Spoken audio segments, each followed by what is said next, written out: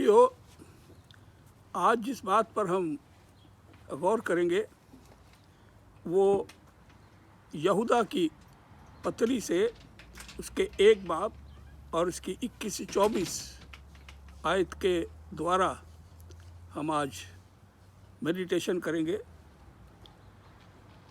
यह लिखा है, अपने आप को परमेश्वर के प्रेम में बनाए रखो और अनंत जीवन के लिए मसीह यीशु की बाट जोते रहो। उन पर जो शंका में हैं दया करो और बहुतों को आग से झपट कर निकालो, और बहुतों पर भय के साथ दया करो, पर उस वस्त्र से भी घृणा करो जो शरीर के द्वारा कलंकित हो गया है। प्रियो, इस वचन के द्वारा यहूदा क्या बात हम पर प्रकट करना चाहता है? यह बात यहूदा जो मसीह का भाई था उसके द्वारा कही गई है। ये पत्री यहूदा के द्वारा लिखी गई है जो मसीह यीशु का भाई था, जिसने मसीह के जी उठने के बाद मसीह यीशु को अपना लॉर्ड मानकर एक्सेप्ट किया। जिसने भी मसीह का स्वर्गीय रूप देखा उसने प्रभु को फिर कभी नहीं त्यागा। मैंने भी जब मसीह का स्वर्गीय टच अपने जीवन में प्राप्त किया तब प्रभु के असली रूप को जाना। वैसी बात को दोहराता है, मसीह प्रेम में बने रहो और अनंत जीवन की बाट जोते रहो।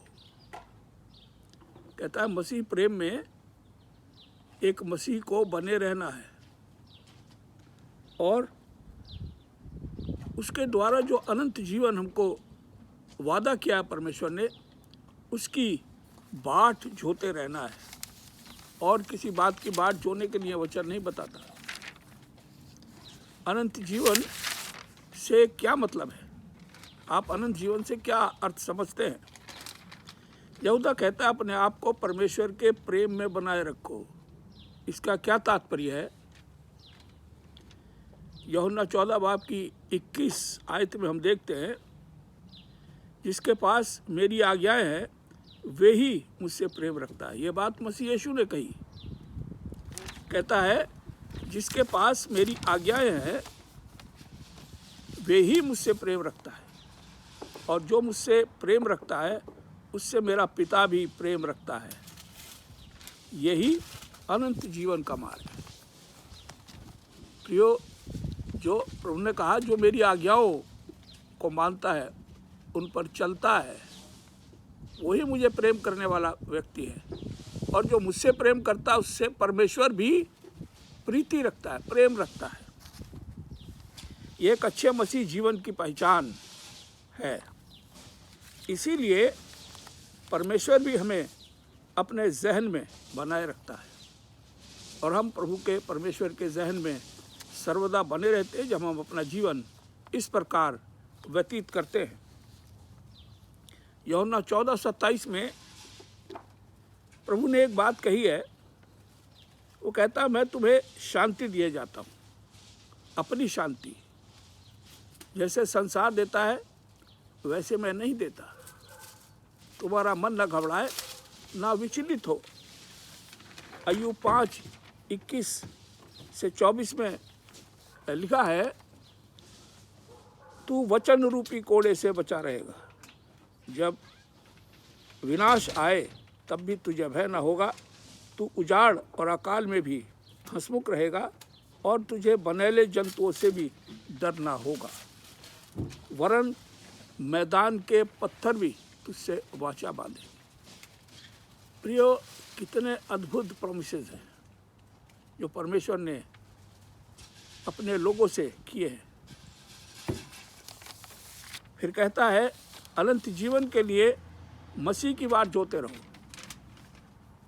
अक्सर देखा गया है हम इस जीवन की चिंताओं में फंसकर अनंत जीवन की चिंता करना छोड़ देते हैं। या भूल जाते हैं या उसको हल्का मानते हैं। हमें उतावली नहीं करनी चाहिए। कैसा भी समय क्यों ना आपके ऊपर आए, हमें उतावली में नहीं रहना चाहिए, जल्दबाजी नहीं करनी चाहिए, प्रभु की वेट करनी चाहिए।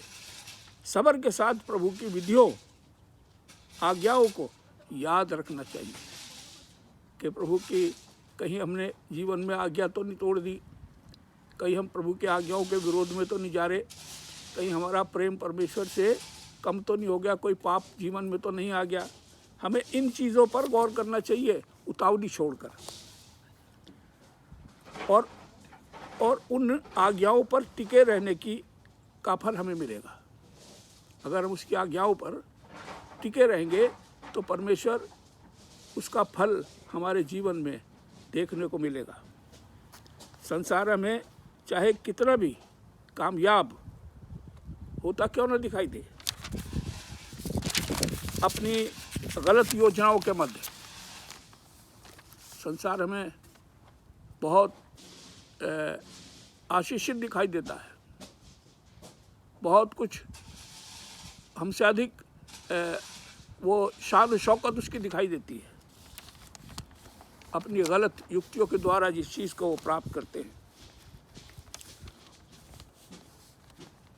अय्यूब 5:8 में लिखा है, तुम्हें धीरज धरना है और अपने हृदय को दृढ़ करना होगा, क्योंकि मसीह यीशु का आगमन निकट है।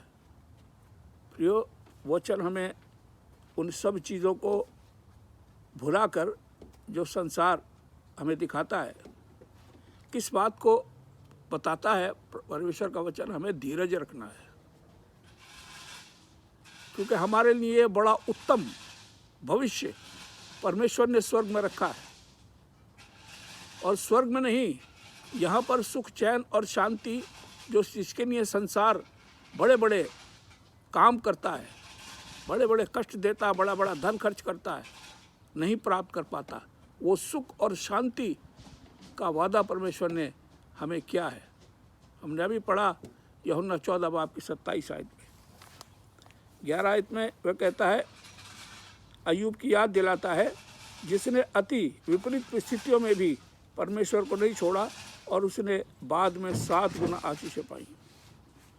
वो कहता है कि अय्यूब जैसी परेशानी कि उसका घर बार भी लुट गया, उसके बच्चे भी मर गए, उसका जो धन दौलत था, जानवर थे, सब मर गए, लेकिन उसने धीरज रखा, प्रभु के विरोध में नहीं बोला, जबकि उसकी पत्नी और उसके दोस्त भी परमेश्वर के विरोध में हो गए, लेकिन वो परमेश्वर के विरोध में नहीं हुआ।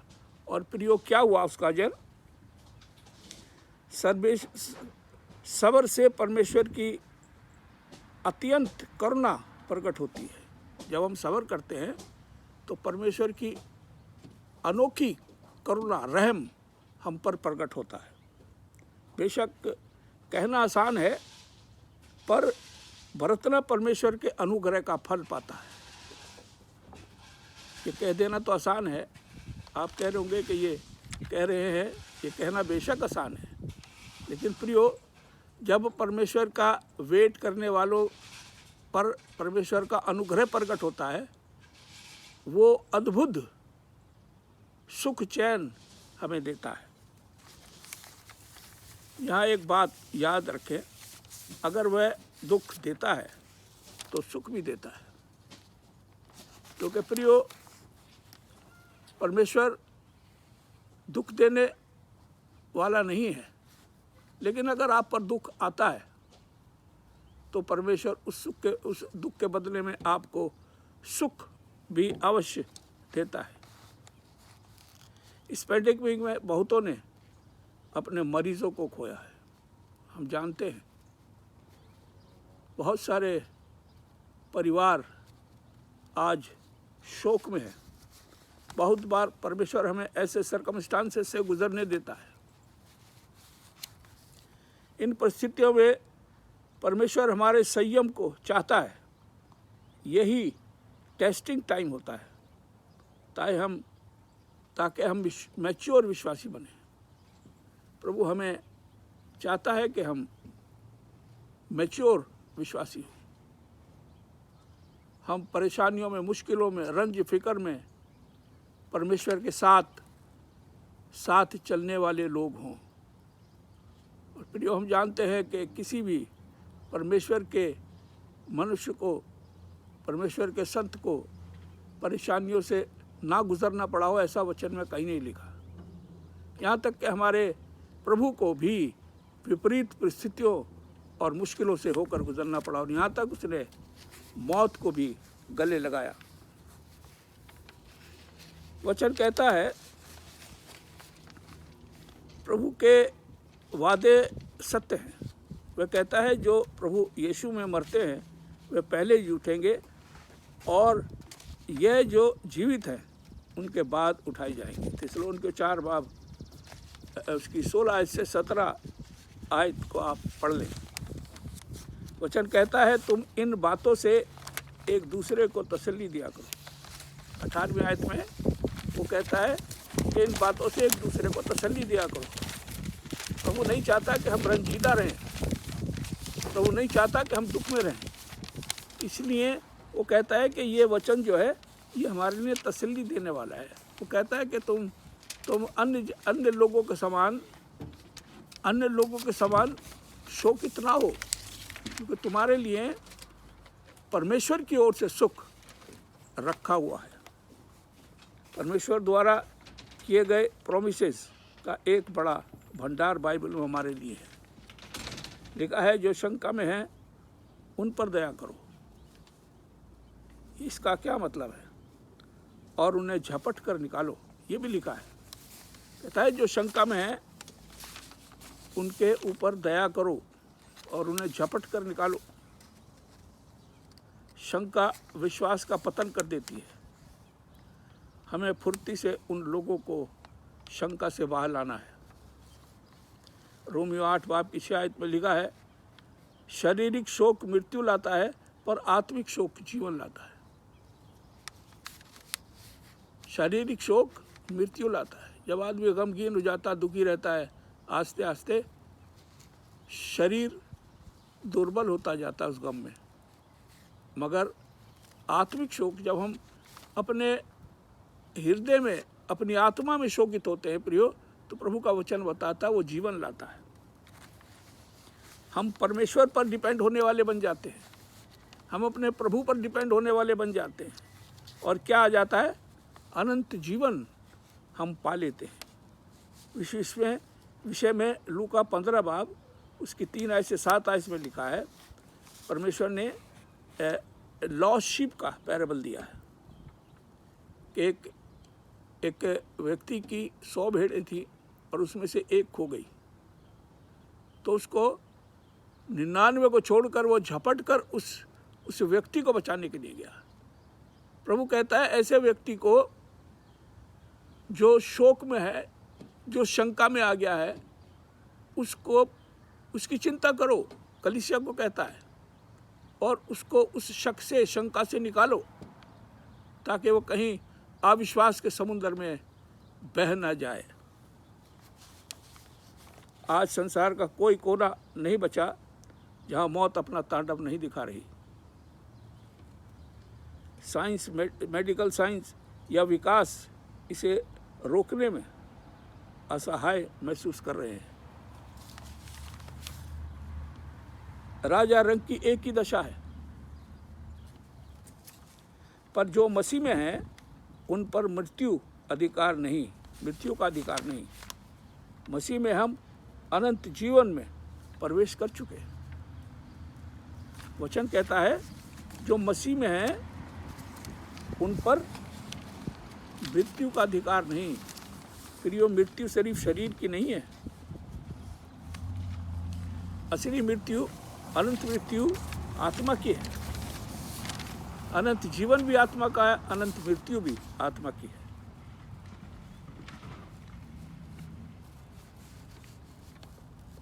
जिम्मेदारी से विश्वास में बने रहना ही जीवन है, और जो शंका में है उन्हें झपट कर प्रभु का जीवन